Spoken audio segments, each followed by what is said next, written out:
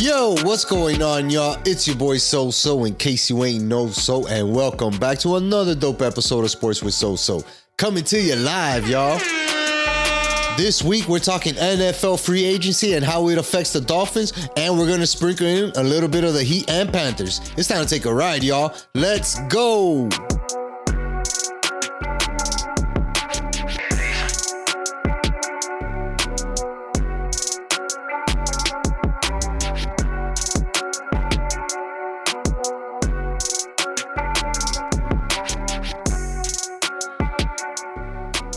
It's going down right now. The moves are still happening. Hey, breaking news, left and right. I'm not going to look at you. I'm going to be looking at the internet because that is where it's all going down right now. My dog is killing X right now. What's going on, kid? How you doing? Not much, bro. Fucking NFL free agency. You know what I'm saying? Throwing a wrench in my plans and my show notes, right? And we had a completely different episode planned for this show, and now we're going in a completely different direction. Just based off the facts that, you know, there are a couple of things that happened today that really affect the Dolphins and how we're going to be looking and moving forward, dog. You know what I mean? As far as especially as a defense goes, right? You want to just jump straight into it? You tell me wherever. I mean, you know, whatever you want to do, we can roll with it. Let's do it. I wanted to ask you because I kind of gave you my feelings when I pulled up, but I wanted to get your take on Christian Wilkins. He signed with the Raiders, 84.5. Guaranteed $100 million contract. $110 million over 4 years. Yeah. Talk to me. How, do you think the Dolphins slipped on not paying him that type of money? Or are we getting the better of the end of the stick with the compensation and the cap space? We've talked about this already on the show. You know, we knew we weren't going to be able to afford what he was asking for, and somebody else was going to be willing to based off of the player that Christian Wilkins is and has proven himself to be. So congrats to him, man. That's life-changing money. That's the big contract. That's what you work your whole life for. You know what I mean? Yes, the Dolphins drafted him. Yes, we developed him. Yes, it would have been fantastic to be able to give him that money and keep it going, but we're not in that position right now. We're in a little different position considering we paid Jalen Ramsey and we paid Brad Chubb and we paid Tyreek Hill. You know, we have money that's out there in different spots. We paid Teron Armstead, you know, and we made moves already that set us up for now, and now it's looking like, where is everybody going? Because he's not the only one that's gone. No, you know, but here, and this is the biggest emphasis that I want to put on this Dolphins offseason, right? We can't pay everybody, especially if everybody wants top market value. You know what I mean? Like, that's just bad business. And I don't think the Dolphins are in the business of doing bad business, especially over the last 5 years. We've seen that they've made smart moves, whether it's cutting a player, trading for a player, using draft pick collateral, you know what I'm saying, getting guys in free agents, making in-season trades. Like, the Dolphins have been able to maneuver, you know, for better or worse, you know, at a higher success rate in these last 5 years than anything else. So that's how I've come into this situation with Chris Wilkins. And I'm like, bro, you know what? At the end of the day, committing that much money to that position for a guy who's not even top 5 in that position and paying him like top 5 money, it's just hard. And I'm not willing to do that. And I'm glad that the Dolphins were able to stand on that and say, yo, this was our best offer. Here is our best offer. If you take it, great. We love to have you here. If not, then best of luck.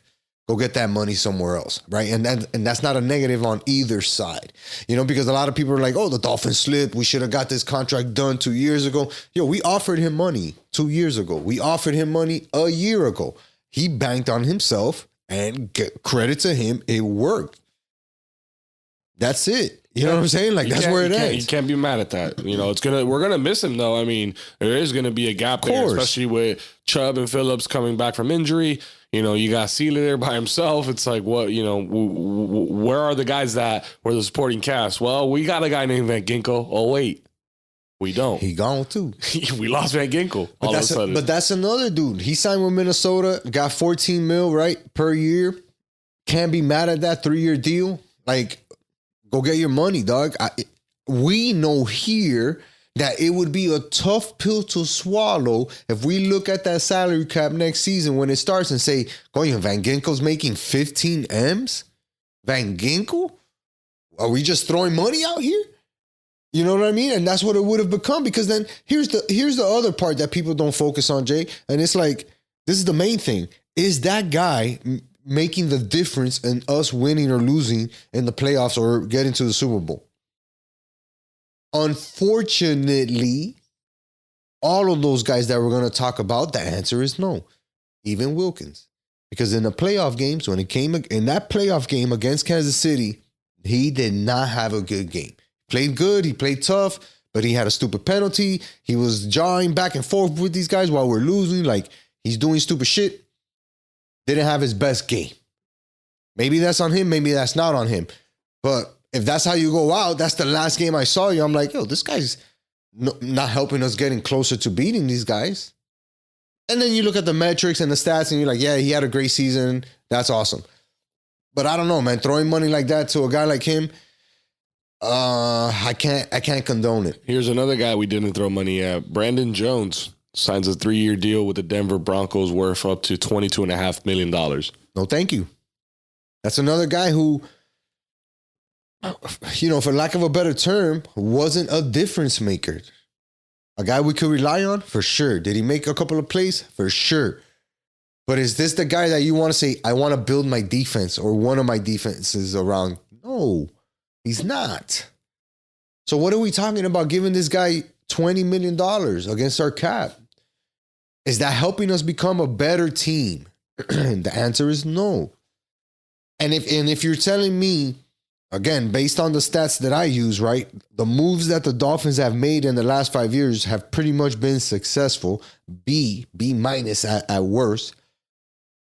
If the moves that they've made have been successful, why not give them an opportunity to make moves with a salary cap and a full draft class?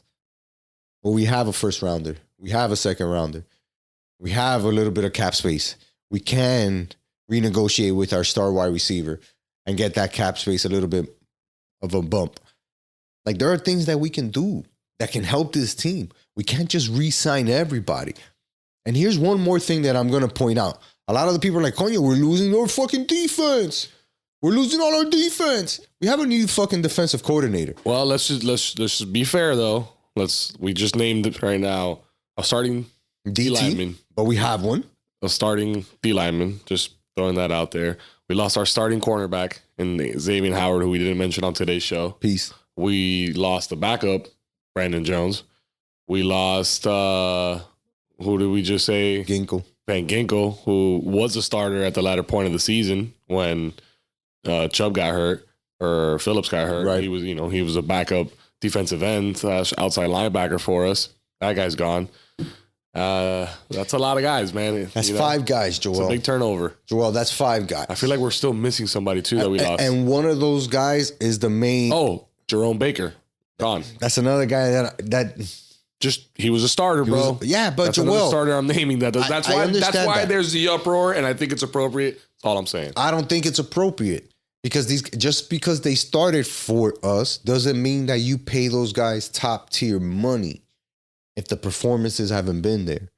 For anybody to look me in the face and say, no, Jerome Baker is a superstar in the making, or he's the X factor on this defense, he's the guy.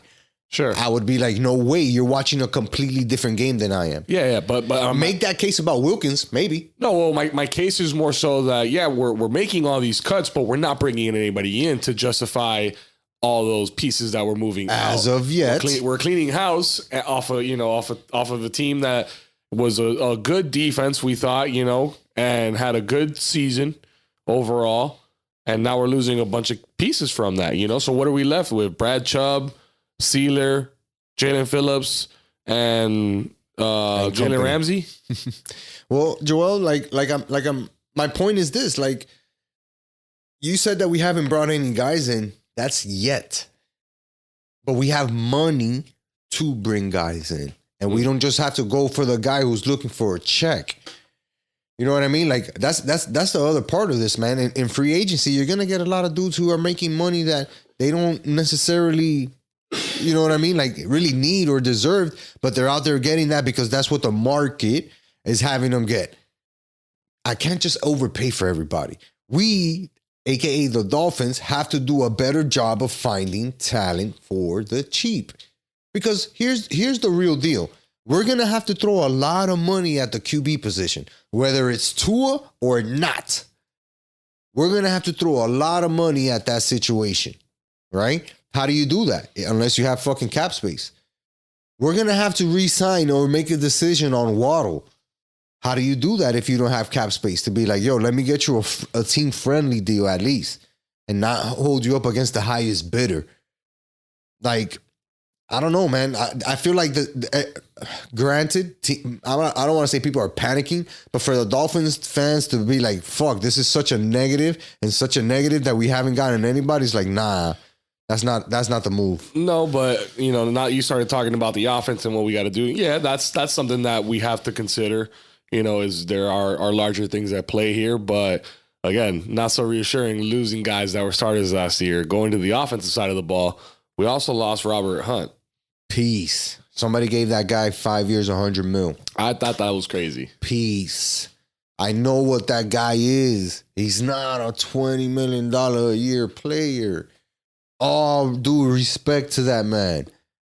And congratulations on the contract. $63 million guaranteed. I can't do that here, dog, and justify that. You feel me? We couldn't do that down here and justify that, Joel, because the moment he starts to play bad, guess what we would point at? This guy's making too much money. If we would have fucking kept Xavier Howard and he continues to decline and get injuries, guess what we would have been saying?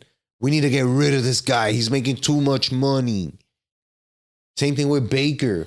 You know what I mean? Brandon Jones, like yeah, they're starters. They're starters.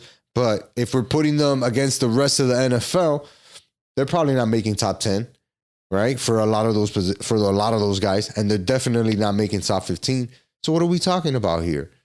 Are we really taking that L? Nah, these are just names that we know because they've been here.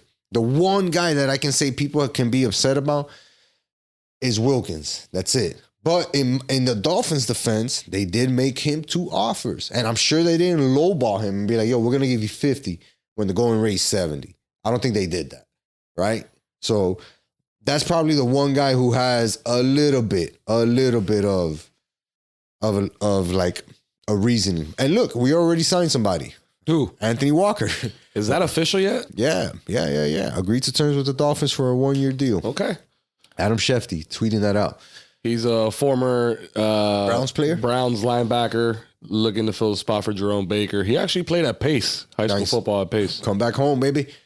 That the hometown discount, and the fact that it's a 1-year deal. Hold on. He played at Pace before going on to be a star at Northwestern. Nice, but check this out though. It's a 1-year deal, not a huge cap hit. Mm-hmm. Pay this guy. It works out. Awesome.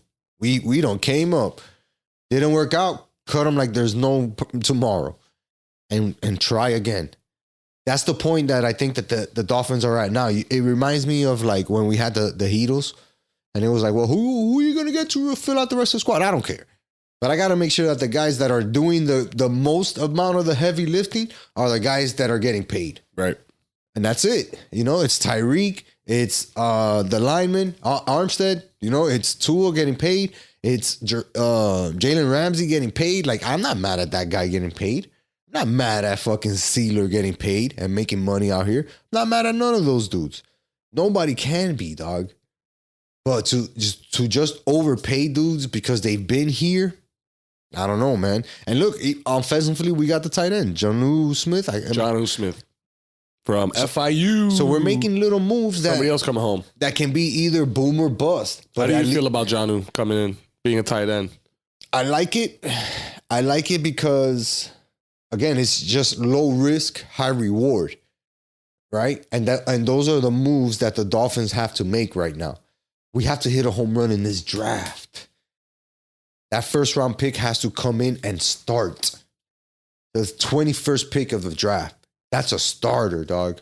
A good starter at that if we can find the right guy. That's the type of shit that I'm talking about. Because if we look at it, the guys that have been here and played well with us, not necessarily great, just played well with us, those are dudes that we drafted. So why can't we do that again? We talked about, at the end of the season, what Cam Smith was doing to stay off the field. Tyndall, the D-line that we picked up a couple of years, where has he been? How come he's not playing? Those are the guys that we got to get the most out of because they cost the cheapest. And in this game in the NFL, dog, 9 times out of 10, when you pay somebody a lot of money, dog, it usually goes bad. Rare have been the free agent moves where they turn into a Super Bowl. The one that I can think of was like when LA signed OBJ. It was a lot of money. It was crazy off the injury, whatever. But that man helped them get to a Super Bowl. Write the check. They were paying Aaron Donald like, $40 million a year or some shit like that at some point, which was crazy. Write the check. That guy is top 3. He's making a difference for you to get to that Super Bowl. Chris Jones just got paid by Kansas City because Kansas City saw what they looked like without him and even still having Mahomes, right? And then they looked at what he made the difference on the team when he was there, and they got all the way to a Super Bowl and won it. Yeah. That's the moves I want the Dolphins to make. Don't fucking re-sign Jerome Baker and pay this guy $25 million, $20 million because the market says so. Nah, I'm not okay with that. Speaking of draft picks, so the Dolphins have a first round, a second round, and then we don't pick again until the 5th round. We have 2 picks in the 6th, and we have a 7th round pick. You got to hit on all of those picks. At least the first 3. First rounder, you cannot miss there. And you got to find somebody who drops a little bit and is an absolute stud, and you pick that guy. Doesn't matter what the position is. We have plenty of positions that we can fill it in, right? We just named like 5 positions of the guys that we lost. So there's no doubt in my mind that we can attack that first round pick with any one of those needs. Best available. So if there's a fucking stud of a safety out there, go get that guy. Plug him in. Day 1. There's a stud of a DT, pick him. He's 290, 280, athletic, get him. That's what we're looking for. An absolute starter in that first round pick. An absolute starter in that first round pick. We need it. Because the way that the team is set up right now, we're top heavy. Right? The starters that we have are good starters and they'll do the good job, right? They'll do a good job. But if they're hurt, the next man up may not be the best man for the job, if that makes sense. Yeah, man. Absolutely does. We're in a tough spot, bro. We are. We got moves to make though, so that's something we can agree on. Money to make. We have money to spend. Well, speaking of money to make, I think that we're waiting for draft capital to clear. I was looking here, and I think that's another reason why we're not seeing so many moves is because financially they're waiting for the actual fiscal year of the season to start so that their cap resets, I think, is something that's going on with that. But and I hope that we do make moves that at least, make me go, oh, you know what? That's a good pickup. I want to be able to say that. I can really, Walker, no offense, can't really say that. Jonnu, I thought that was an okay pickup. I don't really, hate it. I don't really love it, though. The fact that we didn't have a tight end, aside from Shaheen, that kind of limits what you can draw up. So maybe McDaniels is thinking he needs a different tight end. So hopefully John tight end fits period. That. But yeah, I would like to see some other pickups, especially now on the O-line, man. And we got to hit in the draft. I mean, I'm all in with you. We got to make sure we hit. We've done it. We drafted Wilkins, we drafted Phillips, we drafted Achane. You know what I mean? Granted, our first round pick last year was a bust, or so far has been a bust, but. If he can do something this offseason, learn something from Jalen Ramsey and mirror him on that other side and come through and be that first round pick we wanted him to be, right? That'll be even better for us. I think that's here's the point that I want to make with the tight end position. This is a draft that you can find a guy like that because this is the first year that I can recall that no tight end got a touchdown. We barely had 500 yards as a group from that position. That can't happen. That's a very limited offense, especially with the weapons that we have. So we need to address that. That Smith pick was a way to do that, but I'm sure that we're going to address that at some point in the draft. I really think that this team is built for the level that we're at, right? Because we have enough talent to be at this level, a really good regular season team with the potential to play even better in the playoffs. But the way that the team is set up right now, like I said, is top heavy. If you look at the top 5 guys earning money, it's Tyreek Hill, it's Bradley Chubb, it was Xavier Howard, it's Tua, it's Teron Armstead, and it's Jalen Waddle. Behind him was Ramsey. That doesn't leave a lot of room because some of those guys at the top are going to continue to get paid that well. Tyreek Hill is going to continue to be the best paid wide receiver right in the game. Restructure the contract however you want, but he's going to have that title. We got to think about how much that Bradley Chubb investment is going to bring us, right? Because we already gave him the new contract. We saved a little bit of money with Xavier, but that's still a dead cap hit. We know we have to re-sign Tua or at least give him an extension or whatever. That's going to cost us money. We have to find cheap talent in order to sustain this team. That's how we build a depth for a playoff run. Because if you find guys in those first 2-3 rounds, first 4 picks that we have, guys that could come in and contribute, not necessarily, we need at least that first round pick to be a starter. And you said we have a 3rd round pick, right? Or a 2nd round pick? We have 1st, 2nd, and then we don't pick till 5th. All right. So we don't have a 3rd or a 4th. Those first two picks have to be starters. Have to be. We'll probably get a 3rd round pick or a 4th round pick for the compensation pick that we'll get from Wilkins signing with the Raiders.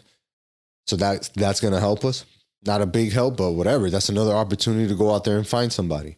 You know, do a good job of finding somebody, dog. Don't fret, Dolphins fans. I know like a lot of people are worried, but like we can't look at this and be like, oh, the Dolphins fumbled the bag. No. You got to remember this team went, 11 wins? You know what I'm saying? 10 wins or whatever. And one of the best Dolphin seasons that we've seen. We know that none of these guys that we lost, except for maybe Wilkins, was a big impact player.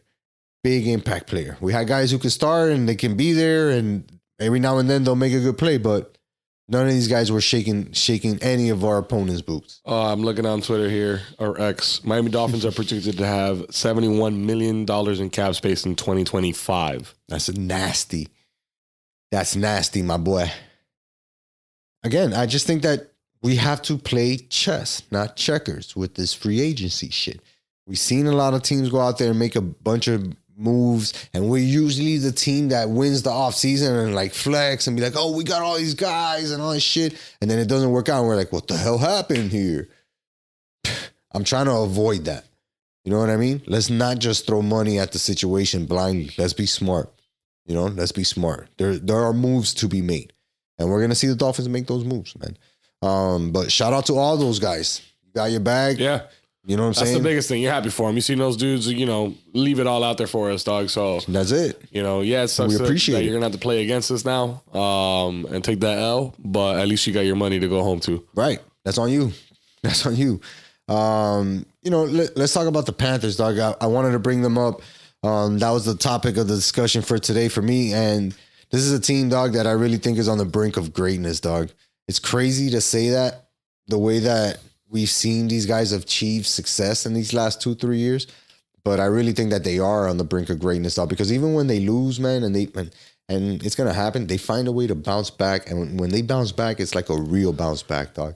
You know what I'm saying? They had a tough loss, 2-1 to Philadelphia at home, after being on the road and coming off of 3 straight wins, right? We saw them win in Detroit, and then they did the back-to-back versus the Rangers and the Devils in New Jersey.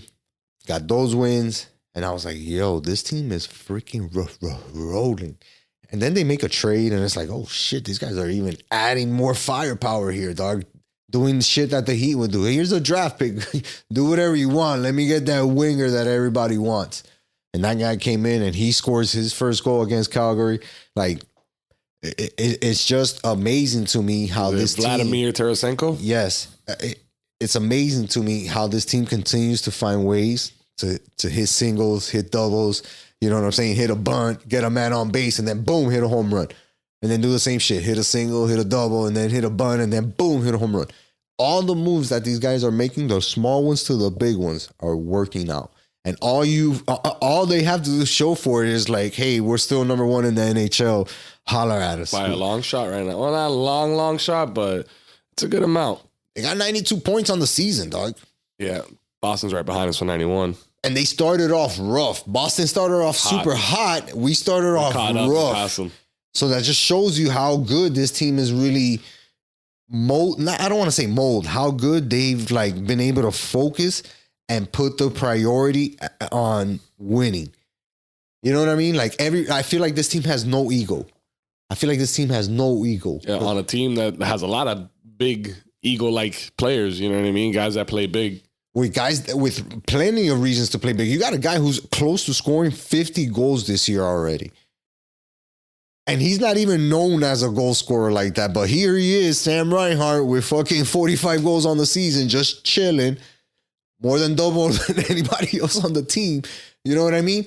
And he's just out there, not being big-headed, not being all up in the newspapers, not being all up featured on ESPN or TNT when the games are on.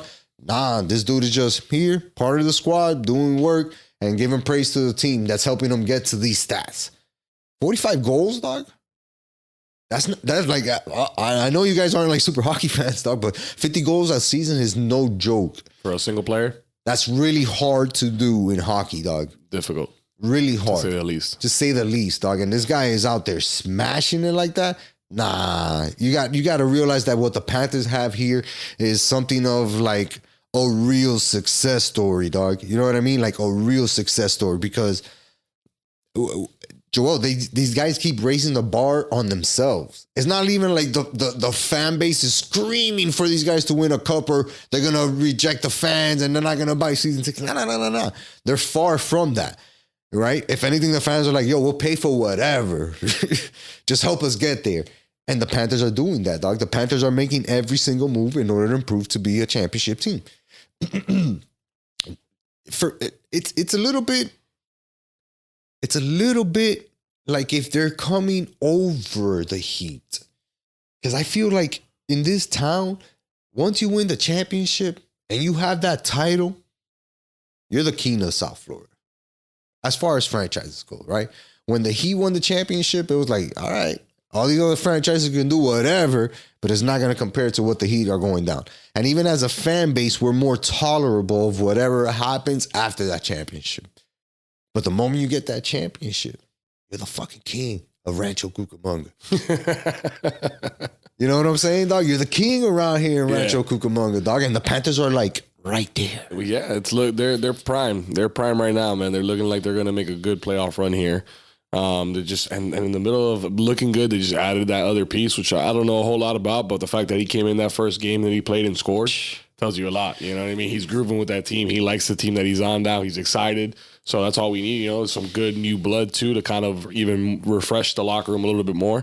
But what do they got? 17 games left? Yep. I mean, I wonder what's the record for like most points in a season? For the Panthers? I think they did it last year when they did, I think they had 109 or something. So is that like what we got to try to, you think that like that matters? I don't think that matters to this team, dog. What about if it coincides with where you place? But here's the thing, right? Like either way, if you do end up being the number one team in the NHL, yeah, you get to win that Conn Smythe Trophy again. And that shit'll be cool, right? To have like back-to-back years where you were able to be like, yo, we're the best team in the NHL, right? No, it was the year before that. The year before, excuse me. But I don't think that what's motivating this team.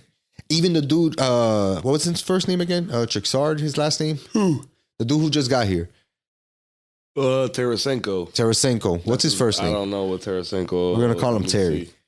Vladimir. All right, I like Vladimir. It just shows you, Joel, how focused the squad is in that locker room, right? For a guy to come in and say, I'm here to do whatever you guys need. My name is not important. I don't give a fuck what number I wear. I don't care what line I'm on. I don't care. I want to win. I want to help you guys win. That's invaluable to a team like the Panthers. whose only sole vision is winning the Stanley Cup. They've already won everything else. They've won other trophies. They've won, they got in here, they got in there. They've already tasted all of that. This team needs a Stanley Cup. And the way that they're playing right now shows you that they're that focused on winning the Stanley Cup. When you look at their schedule, dog, right? And you look back at the month of January, right, which was the last time they had a 3-game losing streak. Before that, right, they had a 4-game losing streak, excuse me. Before that, in December or ending December, they had ripped off 10 wins in a row. Lose that losing streak, come back, win, 20 out of their next 23 games? Yeah. This is not a joke. This is not a joke of a team. This is not a team that's just quote unquote hot. Yeah, no, this is a contender. This is a contender. This is a team that you're going to have to hit us constantly in order to knock us out. This is a team that nobody wants to face in the playoffs. That's for sure. That's for damn sure. That's for damn sure. And that's what I think the Panthers are waiting for. They're getting ready for the playoffs. 17 games, bro. That's right there. That's a blink of an eye. Blink of an eye. Let's say it's 3 games a week. That's 5 weeks. They'll be in the playoffs by the time we hit the trip. Crazy. That's going to be fire. Right? That's going to be a good one. Right And look, I just noticed this, dog. I can't believe I didn't notice this before. The way they end the season in April 9th, 11th, 13th, and 16th. All 4 games at home. Love that. Come on, dog. Tell me this team is not destined for a fucking Stanley Cup final, dog, championship. I don't know, dog. You know what? That's what we're going to look up on the Hard Rock app. Everybody put your $50 right now. Oh, they're the favorites. Doesn't matter. Put $50 right now on the Panthers to win the Stanley Cup. You'll thank yourself in 2 months. After we beat the Rangers, because the Rangers are also looking like a really good team. People were talking about them, but after we beat them, we became the outright favorite to win the Stanley Cup this year. And the way we beat the Rangers too, we went up. They tried to come back. We were up 2-0. They came back. We scored the third one. They came back to make it 3-2, and then boom, put that fourth goal and put that game away on the road. And then go do it the next night against New Jersey. Right. No, and the performance the next night too. That was a hell of a battle. An 8-goal game against New Jersey. Yeah. On a back-to-back. Get out of here. Yeah, man. This team is focused, dog. This team is focused, man. I'm focused, man. Look, their next 3 games are going to be fire. They're going to be playing tonight by the time you guys are hearing this. Out in Dallas, 8 o'clock is when the puck drops. And then they'll be out there in Carolina on Thursday before coming back home to face the hated Tampa Bay Lightning. And they'll only have 5 days, dog, before they face Nashville. So that's a nice little break for them right there. Yes, sir. And we know that they like to take advantage of that. So it's going to be interesting to see how they pull it off, dog. All right. Now I say the topic that I didn't really want to talk about. It's a grim topic. And it sucks because, like, man, we get so happy. There's so many highs and lows with this topic. It's too many. It's been one of those seasons, man. Yeah, the Heat are definitely, putting us on a roller coaster ride this season. And every time they have us feeling confident and like, all right, fuck it, we're feeling good about this team. We're feeling confident in the direction that they're heading. The rotation is starting to come into, getting better and getting more accustomed to each other. And then boom, we go on a losing streak. A 3-game losing streak in honor of Dwayne Wade. I don't think I want to say it like that. 3-game losing streak. and the games, Joel, that we lose and the way that we lose, Joel, that's the shit that bothers me the most, man. All right, let's break it down with the first one. Let's start with Dallas. So we're up at halftime. I'm thinking, coño. Amazing 3-point performance in the first half. Amazing. Couldn't miss. Nobody. And even though I know how the game of basketball is, right? You're going to miss, you're going to score, you're going to miss, you're going to score, right? That's the way the game goes. So I wasn't too concerned about like just being straight up cold. But my thing was the defense. Like, yeah, we scored a lot that quarter, but we gave up damn near 30 points in that first quarter.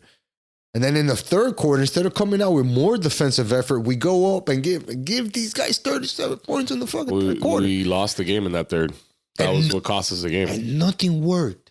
Bam was off. Jimmy was off. You know what I mean? Like Duncan wasn't. Jaime played well.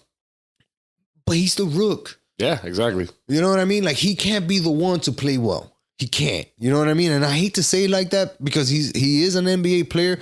But at the end of the day, dog, like he can't be the guy. You know what I mean? And this game was actually cool because that Terry Rozier had a really good game. Real good game, dog. 27 points, yeah, but more importantly for me, he had 11 assists that game. So he was obviously getting everybody involved, especially in the first quarter. You know what I'm saying? He was getting everybody involved, but then it was like, damn, bro. This is where, like, that shit that I was talking about, like, where's the other superstar? Jimmy ain't got it tonight. All right, who's going to step up? Who else is going to step up? You don't get that answer that often. And then once we lose that game, I'm like, all right, we're going to be able to go into Oklahoma City, refocus, right? Well, it'll be back-to-back. We can shake that game off and say, let's put in a good performance. And you can do that, but this is a good team. Number one in the West. So you need more than just a good performance to beat a team like Oklahoma City right now at Oklahoma City. Yeah, and you know, Gregorius Alexander, bro, that kid is... Gregorius? Yeah. Shea Gillis? Yeah, Gillis. Gildress. His name is weird. SGA, let's call him. Yeah, kid's a stud, bro. He's a stud. An offensive-minded player, obviously. You know what I mean? And he did his thing, but I don't know, man.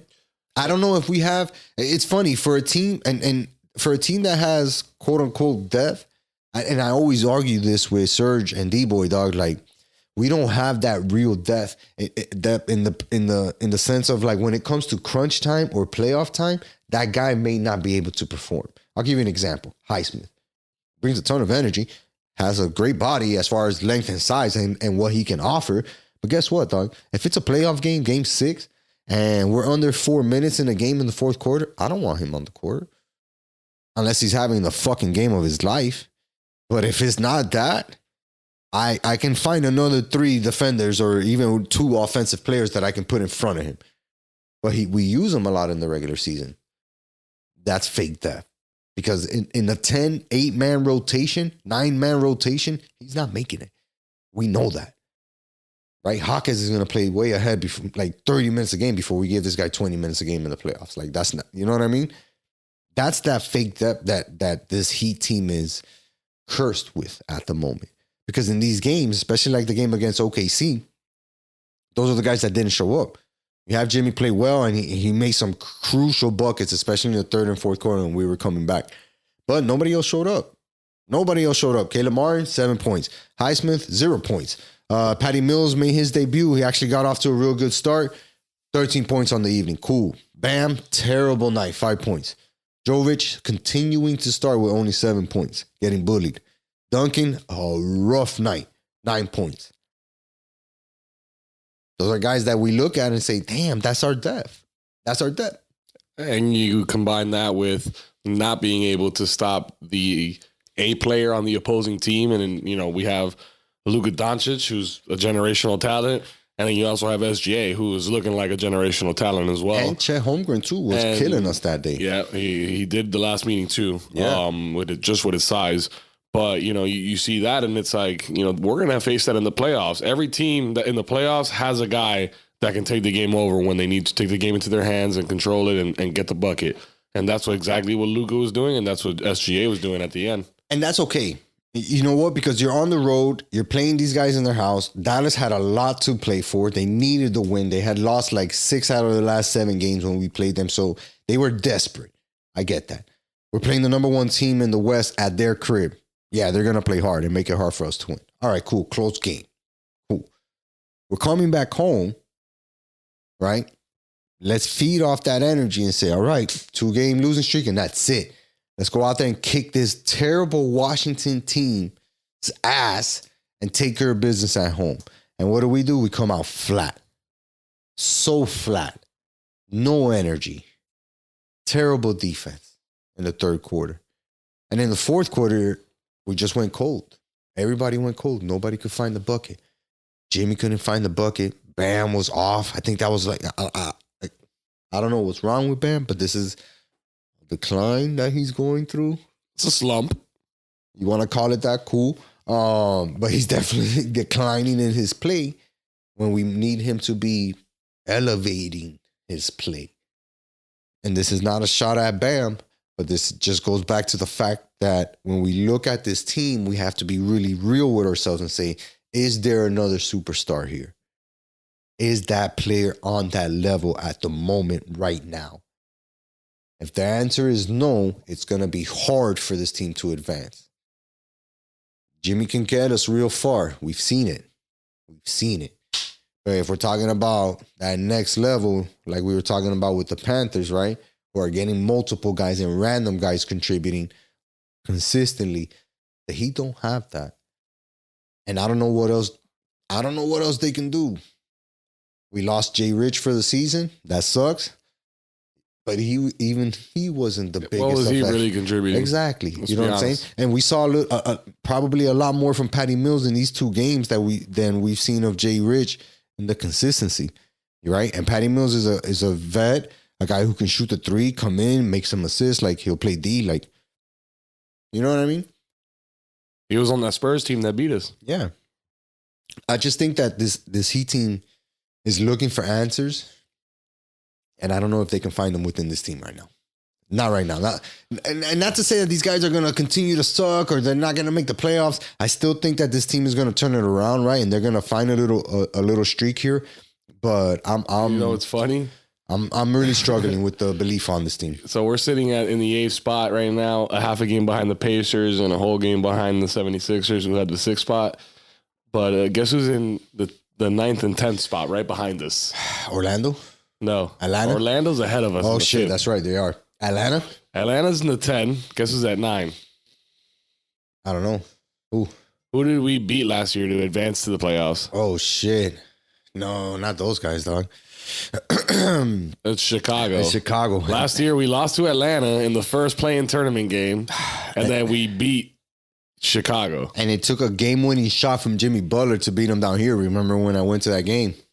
So, yeah. You don't want to, I mean, we know we can handle that, but still, man, like, we're so close. We're right there in the mix from being, it's just a good streak is the difference between 8 and 5. You know what I mean? Like a good 5 games, 6 games.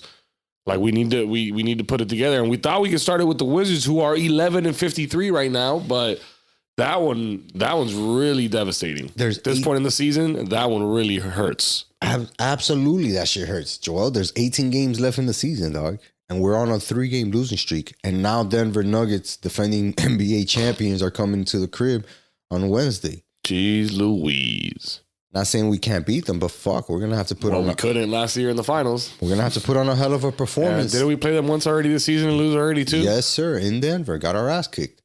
So, like, and then we go back-to-back road games in Detroit after that, like, before we come back on Monday to see if we face Philadelphia. Like, I don't know, man. Like, this road isn't getting any easier for this Heat team. No. So either they're going to put it together or not. And if they don't, we know what the problem was or is. We know what the problem is. Just going to have to face some hard truths. You know what I'm saying? Sooner or later with this Heat team, we're going to have to face some really hard truths. Kind of like ourselves in the mirror. Just to loop it up back to where we started, right? Same thing that the Dolphins are going through, where they're looking themselves in the mirror and saying, who's worth it, who's not worth it. Forget about the love, the camaraderie, the vibes in the locker room, the fucking, the jokes on the plane and the bus ride speeches. Like, screw all that.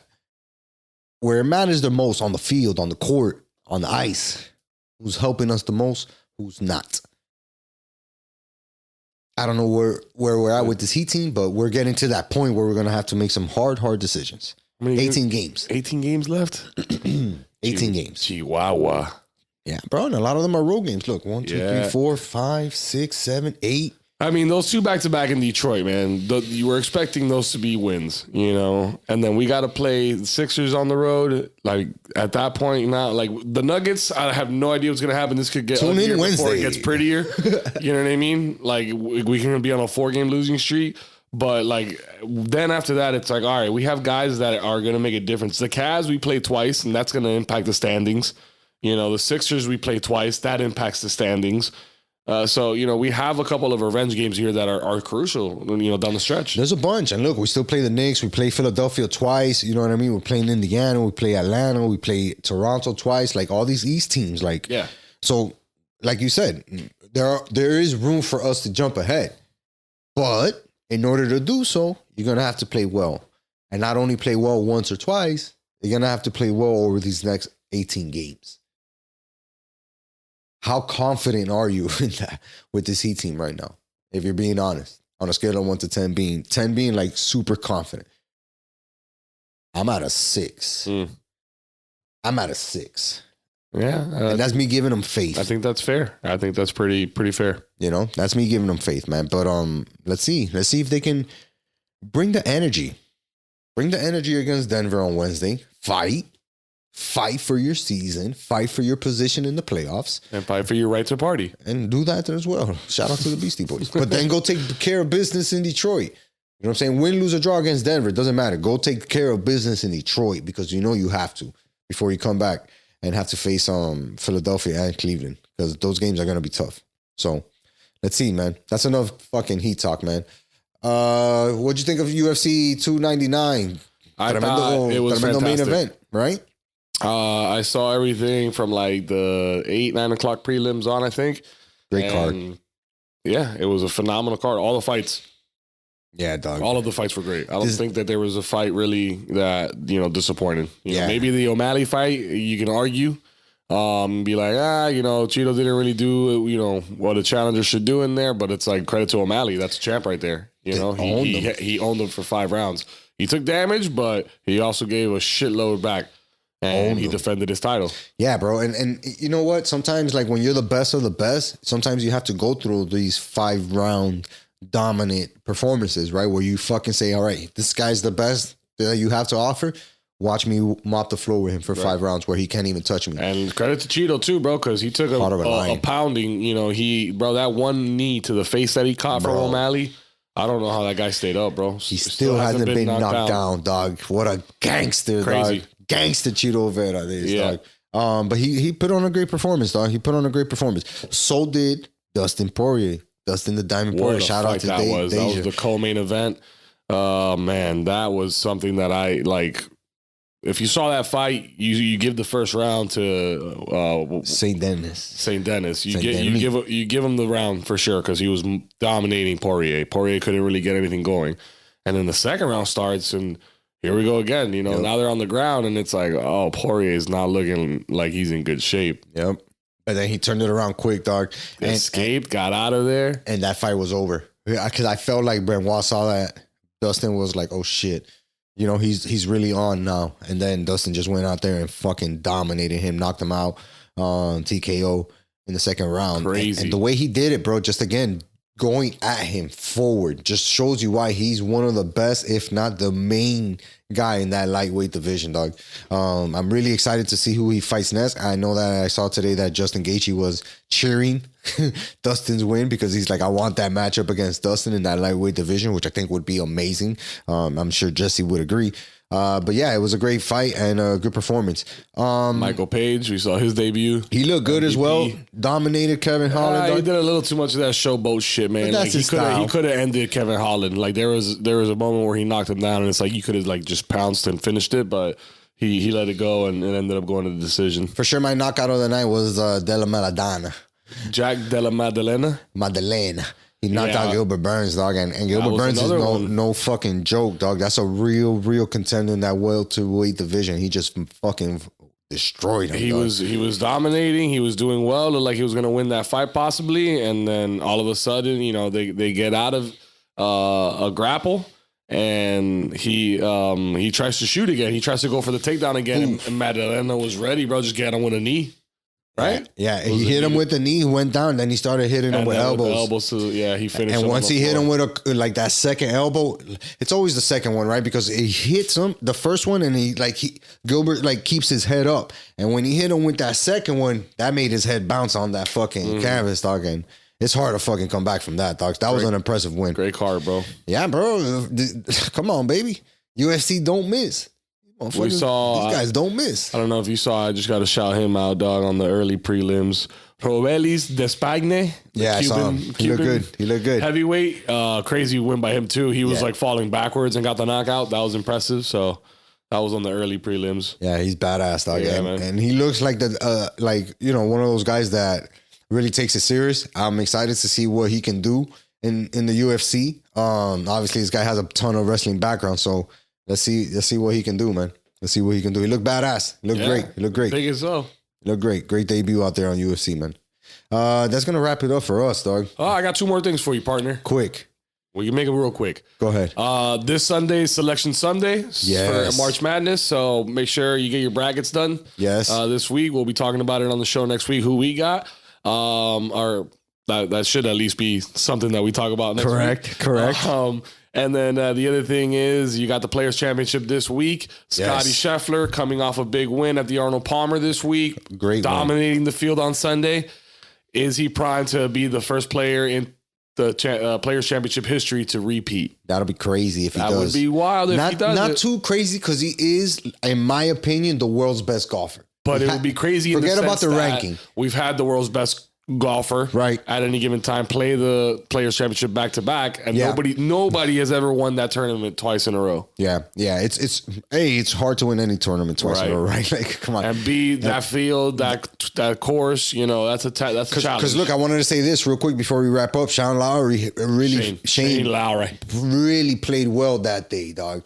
Like he really played well, but he just shows you how much different, when that Scotty's on and when his putter is on. Now with that new putter. He got that mallet and it's been a game changer, dog. Bye-bye. Game changer. And now I feel like he's Max Verstappen, dog. You know how you watch F1 and he's like fucking 2 cars, 6. Yeah, dog, just gone. Yeah. That boy gone. Extra $4 million in the bank. Easy. Laughing. Easy. And I'm sure you have plenty of Arnie Palmers. And that's all I got, my man. That's so it. You tell me what to do next. We got to tell a friend. To tell a friend. To tell another friend. To tell everybody they know. To make sure they're hitting that notification button because they got to be subscribed by now. And if you haven't, trust me, you're missing out.